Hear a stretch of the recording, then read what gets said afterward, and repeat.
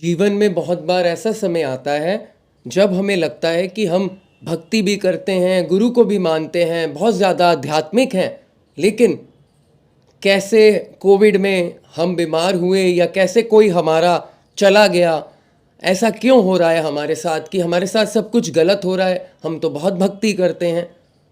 तो आज आंटी के सत्संग से आपको सुनने को मिलेगा गुरुजी क्या करते हैं अपनी संगत के साथ, ईश्वर क्या करते हैं, और जब वो देते हैं तो कैसे अपनी संगत को देते हैं, और अगर गुरुजी किसी को लेके भी जाते हैं तो उसके पीछे क्या कारण है। आप सुनिए सत्संग, बहुत सारे सवालों के जवाब मिलेंगे। जय गुरुजी। ओम नमः शिवाय। शिवजी सदा सहाय। ओम नमः शिवाय। गुरुजी सदा सहाय। जय गुरुजी। जय गुरुजी नित्यान अंकल। जय गुरुजी संगत जी। संगत जी, आज मैं आपसे अपना सेकंड सत्संग शेयर कर रही हूँ। ये एक ख्याल दिन में आया कि ये बात मुझे शेयर करनी चाहिए आप लोगों से, तो मैं इसलिए शेयर करना चाहती हूँ। मेरी मदर और मेरी भाभी, मतलब मेरी मदर साइड से भैया भाभी और मेरी मदर, वो बहुत ज़्यादा गुरुजी के साथ कनेक्टेड हो गए थे। एक बार भाई का एक्सीडेंट हुआ, गाड़ी बिल्कुल ही खत्म हो गई थी, लेकिन मेरे भाई को गुरुजी की कृपा से खरोंच भी नहीं आई। जय गुरुजी, अपनी कृपा ऐसे ही हम सभी पर अपनी बनाए रखना गुरुजी। मेरी मदर जो है वो गुरुजी को मानते थे, और 2015 में 1 जनवरी को वो गुरुजी को मत्था टेक कर आए। 5 जनवरी को उनकी तबीयत थोड़ी खराब हुई, डॉक्टर के पास चेकअप कराने गए, तो चेकअप करा के निकले ही थे तो बेहोश हो गए। बाहर निकले तो बेहोश हो गए, हॉस्पिटल लेके गए तो शी वॉज ब्रॉट डेड। कहने का मतलब यह संगत जी कि जाना सबका तय है। हर किसी का अमर होके तो कोई नहीं आया, हर बंदे ने जाना इस दुनिया से, लेकिन वो जाता कैसे है, तकलीफ लेके जाता है, अस्पताल में एडमिट होकर 15-15, 20-20 दिन या महीना आप बेड रिटर्न हो जाते हैं, वो मायने रखता है कि कोई बंदा तकलीफें पाकर भी जाता है, और कोई किसी पर जैसे गुरुजी के आशीर्वाद होते हैं तो वो एकदम peacefully, without pain, without any problem, कोई बेड रिटर्न नहीं, कुछ नहीं, ऐसे फूलों की तरह जैसे बंदा फूल को तोड़ता है, ऐसे गुरुजी महाराज ने मेरी मम्मी को अपने पास बुला लिया बिना किसी तकलीफ के। वो हमारे ऊपर अपना आशीर्वाद देते हैं, अपनी ब्लेसिंग्स देते हैं, हमारे दुख तकलीफ दूर करते हैं, साथ साथ हमारा जाना भी, हमारी तकलीफें हमारे को उसमें भी अपनी कृपा दिखाते हैं। हम लोग जैसे हमारा कोई अपना चला जाता है तो उस जिस भगवान को भी मानते हैं उस पर से विश्वास उठ जाता है। मेरे छोटे भाई का, वो इतना कोई कनेक्टेड नहीं था गुरुजी से, लेकिन उसे ये लगता है कि गुरुजी ने मम्मी हमारे से छीन ली है, लेकिन नहीं संगत जी, पहले मैं यही सोचती थी, लेकिन नहीं, गुरुजी ने हमारी मम्मी को उठा करके उनके आने वाले टाइम में, क्योंकि वो शुगर पेशेंट थे, उनके आने वाले टाइम में उनका किस तरह से उनका जाना लिखा था, बेड रिटर्न हो जाते, जैसे शुगर पेशेंट्स को ऑस्टियोपोरोसिस हो जाता है, बहुत तकलीफें आती है। शुगर ही अपने आप में कितनी बड़ी बीमारी है जो और बीमारियों को न्योता देती है, लेकिन इन सब तकलीफों से दूर उन्होंने उनको एकदम पीसफुली अपने पास बुला लिया। उन्हें कोई दुख तकलीफ नहीं हुई, उन्हें कोई दवाई, इंजेक्शंस, मतलब ऐसा कुछ उनको तकलीफ थी। तो मैं यही कहूंगी गुरुजी, शुक्र है कि मेरी माँ को तकलीफ नहीं दी, आपने जाना था उन्होंने, लेकिन बिना किसी तकलीफ के गए, उनको कोई दुख नहीं हुआ। कि आपकी मेरी मम्मी पे बहुत कृपा है कि आपने उनको बिना तकलीफों के अपने पास बुला लिया। मेरी मम्मी के जाने के बाद हर बच्चा अपने माँ से बहुत ज्यादा कनेक्टेड होता है। मेरी बेटी मेरी मम्मी से बहुत ज्यादा कनेक्टेड थी। वो ज्यादा बोलती नहीं थी, ज्यादा किसी से बात नहीं करती। स्कूल में भी टीचर्स यही बोलती थी कि कम बोलती है, ज्यादा बोलती नहीं है, लेकिन उसकी बेस्ट फ्रेंड उसकी नानी थी। नानी से वो बहुत बातें करती थी, बहुत गप्पे मारती थी, घंटा घंटा फोन बंद ही नहीं करती थी। मम्मी के जाने के बाद उसको बहुत धक्का लगा था, वो बिल्कुल ही चुप हो गई थी, बहुत ज्यादा डिप्रेशन जैसे कहते हैं, बस चुप ही हो गई थी, किसी से बात नहीं करनी, चुप रहती थी बिल्कुल। 2021 में जब कोरोना का डेल्टा वेरिएंट आया, जैसे मैंने अपने पहले सत्संग में बताया था कि मेरे सारे परिवार को कोरोना हो गया था, लेकिन मेरे बच्चों की हालत बहुत ज्यादा खराब थी। उन दिनों डेल्टा कोरोना की वजह से हमारे मोहल्ले में जो हमारे आसपास नेक्स्ट डोर नेबर्स हैं काफ़ी डेथ्स हो रही थी, बहुत ज़्यादा। उस टाइम पे हम घबराए हुए थे और हमारे जो डॉक्टर हैं जिनको हम कंसल्ट करते थे वो खुद भी हॉस्पिटल में ही एडमिट थे कोरोना की वजह से। उनसे फ़ोन पे ही बात होके मेडिसिन वगैरह ही हम लेकर कर रहे थे, जैसे भी कर रहे थे। एक रात को संगत जी, मेरी बेटी को नींद नहीं आ रही थी। मेरी सहेली ने जिसकी वजह से मैं गुरुजी के साथ जुड़ी हूँ, उसने मेरे दोनों बच्चों के लिए गुरुजी का लॉकेट स्वरूप दिया था। उस टाइम पे मैंने जैसे पहले बताया था कि हमारे एक एक फ्लोर पे हमने एक एक अपने घर के बंदों को रखा हुआ था, ताकि मतलब मदर सेकंड पे थी, फर्स्ट पे हमारे बाकी रिलेटिव्स वगैरह ऐसे। तो ग्राउंड पे हम लोग थे। तो मेरे बच्चों को हमने ड्राइंग रूम में सुलाया हुआ था, हम अलग दूसरे कमरे में थे। तो हम इनको और मुझको कोरोना नहीं हुआ था, बाकी सबको हो गया था। तो बच्चे मेरे ड्राइंग रूम में थे, तो वो नीचे गद्दा बिछा करके सेंटर टेबल के पास ही सोते थे। संगत जी, सेंटर टेबल पे गुरु जी का लॉकेट स्वरूप रखा हुआ था। एक रात मेरी बिटिया को नींद नहीं आ रही थी, बहुत बेचैन हो रही थी, तकलीफ थी, दर्द था, बहुत हालत खराब थी, सो नहीं पा रही थी, लेकिन उसने मुझे नहीं बताया।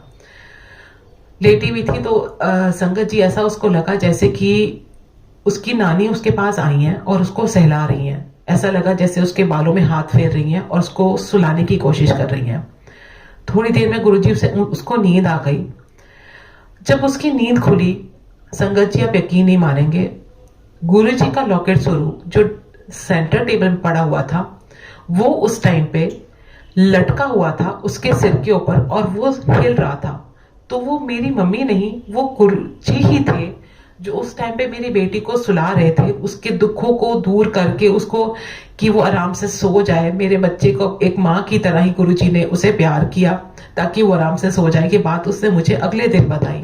जय हो मेरे गुरुजी महाराज, आपने अपनी कृपा बहुत ज्यादा हम पे दिखाई है, बहुत ज्यादा हम पे अपनी कृपा बनाई है गुरुजी। बस ऐसे ही अपनी कृपा हम पे बनाए रखना। संगत जी, एक सत्संग और शेयर करूंगी। एक बार मेरे जो हस्बैंड है उनको शुरू से ही बड़ा मकान लेने का बहुत शौक था कि हमारे पास एक बड़ा मकान होना चाहिए। हमारे पास 100 गज का मकान था दिल्ली में, तो हम उसे बेच के गुड़गांव आना चाहते थे। तो हमारी जॉइंट फैमिली है। एक मेरे जेठ जी हैं, उनको मेरे फादर इन लॉ ने एक मकान ले दिया 350 गज का। लेकिन मेरे हस्बैंड शुरू से ही कहते थे कि बड़ा मकान लेना है, 500 गज का तो कम से कम होना चाहिए। उनको शुरू से ही बड़े मकान का बहुत शौक था, लेकिन हमारे फादर इन लॉ नहीं माने। उन्होंने कहा नहीं, 350 ही बहुत है, नहीं लेना। जब मेरे फादर इन लॉ की डेथ हो गई तो जो दिल्ली वाला मकान था, जब हमने उसको सेल ऑफ किया, गुरुजी की कृपा से हमें 100 गज का मकान हमने दिल्ली बेचा। और संगत जी, हमारे को यहाँ पे गुड़गांव में 500 गज का मकान, जो शुरू से ही इनका दिल था, इनका मन था, गुरुजी की कृपा से हमें मकान मिला।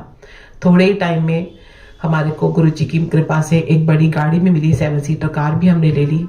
शुक्राना गुरुजी, शुक्राना, बहुत बहुत शुक्राना मेरे गुरुजी महाराज। आपकी हम पे कृपा हमेशा ऐसे ही बनी रहे मेरे गुरुजी महाराज। और एक सत्संग और शेयर करूंगी। जैसे हमारी कोई चीज गुम जाती है, नहीं मिलती, तो हम यही कहते हैं कि उस मेड ने ना ले लियो, उस नौकर ने ना ले लियो, इससे ना उठा लिया हो। मेरी भी ऐसी बहुत ही बुरी सोच थी।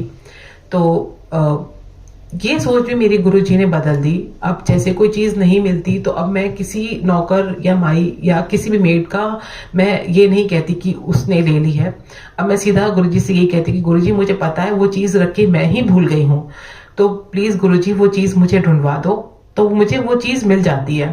पहले मैं कई बार अपने जो हमारे सर्वेंट्स हैं उनके ऊपर मैं शाउट कर देती थी। जो हमारी सर्वेंट है जो परमानेंट हमारे घर में रहती है, मैं कई बार अपना गुस्सा उस पर निकाल देना, उस पर चीख लेना। लेकिन गुरुजी, अब आपकी कृपा से मैं उस पर गुस्सा नहीं होती। और अगर वो कोई चीज नुकसान भी कर देती है तो गुरुजी मैं बहुत, संगत जी, मैं बहुत प्यार से उसको कि भाई आपने ये चीज तोड़ दी है, थोड़ा ध्यान रखा करो। बहुत ही ये मेरे अंदर चेंज आया है कि मैं अब इन लोगों पे, मतलब मैं किसी पे अब चीखना पसंद नहीं करती। वो भी बेचारी अपना घर छोड़ के आई है, काम करने आई है, तो वो भी इंसान है, उसके अंदर भी दिल है, बुरा नहीं लगना चाहिए किसी का भी। कहते हैं ना, दिल नहीं दुखाना चाहिए। तो संगत जी, मेरी अब पूरी कोशिश होती है कि मैं किसी का भी दिल ना दुखाऊं, और अगर कभी मैं उस पर कोई गलती भी अगर हो जाती है या कोई गलत फहमी हो जाती है तो मैं उससे माफ़ी भी मांगती हूँ। और कोई मेरा वो हेल्प करती है, सब्जियां काटते हो, कोई भी चीज़ कहती है तो मैं उसको थैंक यू भी कहती हूँ। उसको किसी चीज़ की ज़रूरत भी होती है, वो मुंह से निकालती है बात बाद में, लेकिन मेरी पूरी कोशिश होती है कि मैं उसकी हर इच्छा को पूरी करूं। चाहे बस में है, जितना भी मारा होता है मैं उसकी इच्छाएं पूरा करने की कोशिश करती हूँ। हे गुरु महाराज, हमारे पे इतनी कृपा बसाए रखना, हम हर किसी का भला कर सके, जिसका भी जितनी हमारी पॉकेट अलाउ करती है, जो भी नीडी है हम उनका भला कर सके। सर्दियां हैं, जिसको जो भी सेवा कर सकते हैं, जो दे सकते हैं, जो दान कर सकते हैं, किसी गरीब को, किसी जानवर को, जो भी हमसे बन सके। हे गुरु महाराज, अपनी कृपा हम पे ऐसे बनाना कि हम हर किसी की मदद कर सकें।